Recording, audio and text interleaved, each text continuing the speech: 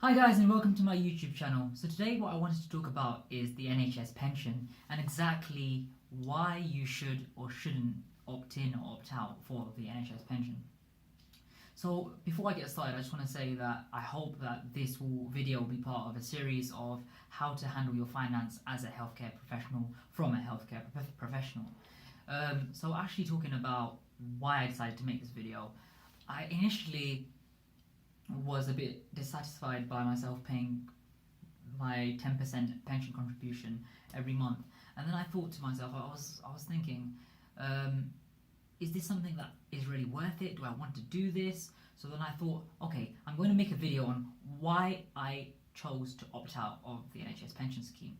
However, before doing this, I decided to do some research. So I researched a bit into pensions and different types of pensions and what they actually are. So a pension is basically a pot of money that you basically build up by putting a contribution of your salary every year, and then this gets invested into different things depending if you do a self-invested or someone else invests for you. And then after, when you reach the retirement age, you're able to either take it out as a lump sum or invest it in annuities. Annuity is basically a pension salary, so how much you'd retire on, so maybe 50k, 30k, whatever it is. You can purchase this with your whole pension lump sum. So just thinking about some of the pros and cons of actually taking a pension. Some of the pros one could easily say is that it gives you insurance. It's basically insurance for your future self so that you actually have something to settle down on. The other thing that it has as an advantage is that it is tax free. So this just means that, for example, for every £1 of pension that I'm contributing to the pot, I'm actually only paying 80p if my salary is below 50k, and if it's above 50k, I'm only paying 60p because it's taken before tax. So if I took it after tax for that £1 of pension, I would have only got 60p or 80p depending on my salary. Now I want to talk about the NHS pension. That's the whole purpose of me making this video. So the NHS pension is a career average revalued scheme. What this basically means is that it doesn't matter on your contribution, that won't be invested and given you a certain amount. What it matters on is your average salary. So your average salary would be what dictates how much pension you take home. So for example, say that I worked for 44 years, I'm 25 years old until I'm 68, 69, and for that entirety of them 40 something years, I was on £35,000. What this would mean is that I have to pay a certain contribution of that towards the pension, and I would get something back.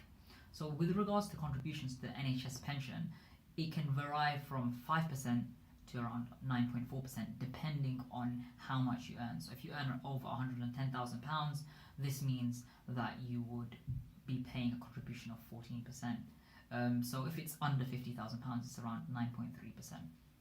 So the contribution with this £35,000 that you'd make is around £3,300 for the year. And with this £3,300, what it gets you a build-up which adds to your pension. And the value of this build-up is your yearly salary, which you paid with, divided by 54. So with a salary of £35,000, your build-up would be around £650. So with this £650, this gets added to your your pension salary. So for example, if I only worked 1 year and I got a pension salary, which isn't the case ever, I'd be taking home £650 a year from when I reach retirement age. However, because I've been working 44 years and at £35,000, it's £650 for every year.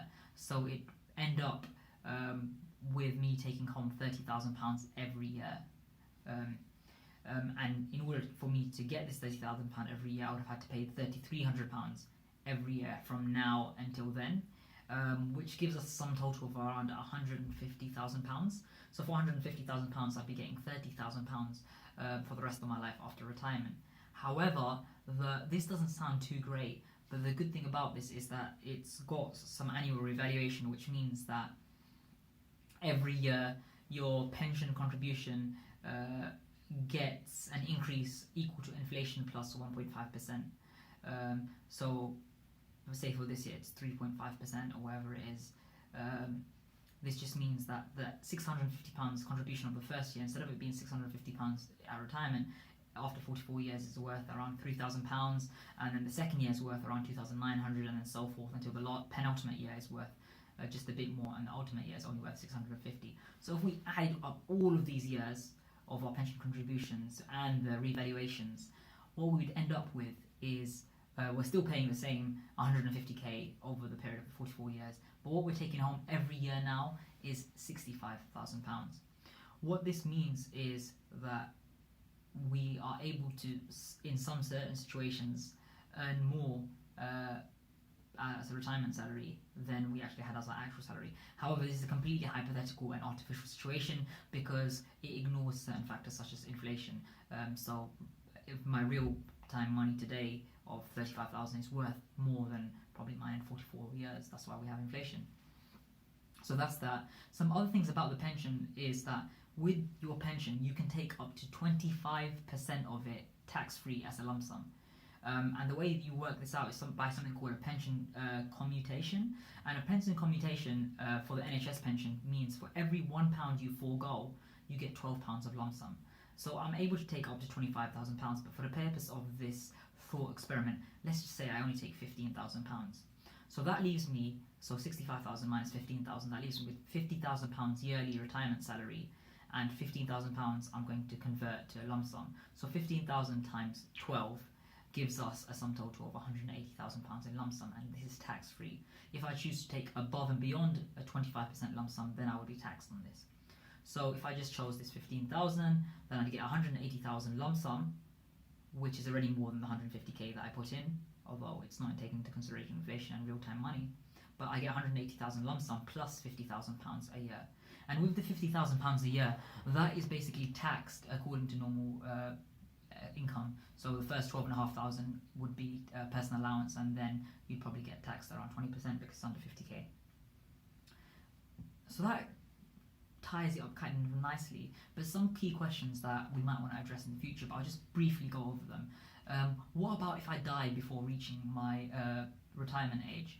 If you die before reaching your retirement age, then someone else can inherit your pension, so maybe a family member or something like that. What about if I want to leave the NHS? So maybe I'm going to a different country, maybe I'm going to a different industry, whatever it is. If you leave the NHS, it's possible to transfer over your pension. What about if I leave the NHS but I actually want to come back? So if you've come back before 5 years, then your pension just gets added again, and it just continues fluidlessly. It continues normally, sorry about that. But anyway, that's how it is.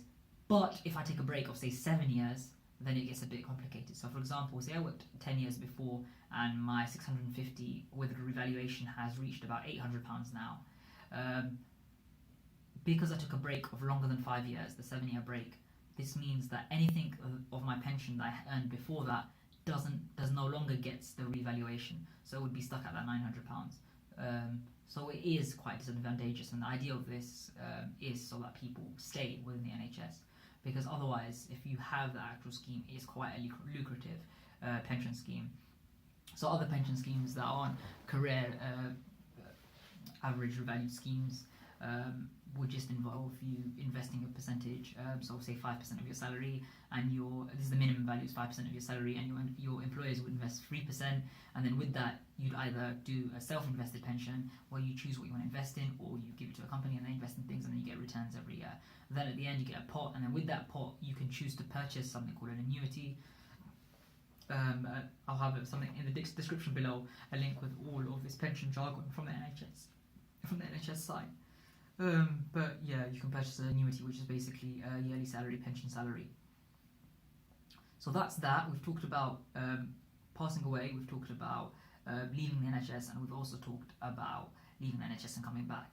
The other thing which I will briefly touch upon is that you can make additional payments to your pension. However, the thing about this is that I think that this will probably need a whole video to it, and I haven't researched it as much at the moment, so I'm not sure if it is a good decision or not a good decision at this moment in time. But hopefully, if you guys want to know, then just put in the comments below, and maybe in the future it can be a project which we can do together. So that's that. And just something to add on, the NHS pension, you're able to take it once you reach 65 years old or your state pensionable age, and it's the later of the two. So me, as someone who's 25, by the time I reach my pensionable age, it will be when I'm 68. So after 68 years old, I'll get my state pension of 150 quid a week, and then I'll also get my NHS pension of whatever it is, whatever contributions I've added to that. So in this way, I think that there is actually more to the NHS pension than I initially thought. I was initially disenchanted by it, disenfranchised, disillusioned, whatever you want to say. I was that by it, and I wanted to have the money now, because the pros of not investing in the pension means that I'm able to have money now. I can invest now. I can use it for enjoyment. I can use it for education. I can use it to invest in myself. I can use it to invest in others. So I can use it for a range of things. Well, thanks guys for keeping up with my whole video up until now. I know it was much longer than my usual videos, but I hope that I did help you and inform you more about the NHS pension. And if you do have any queries, just put them in the comments box below, and I'll try and get back to you as soon as possible. If you would like me to do anything further, just let me know again in the comments box below, and I'll try and address whatever comes in the comments box. Please do share this with anyone who you think that will find this useful, because I was completely confused and perplexed about the NHS pension. So if I had watched something like this, all the quality isn't amazing, I think it would have helped an amazing amount, and I wouldn't have had to waste so much time checking through. I'm going to leave some links from the NHS website down below in the description box, so do check it out whenever you have time. Well, that's it really. Thanks. Bye.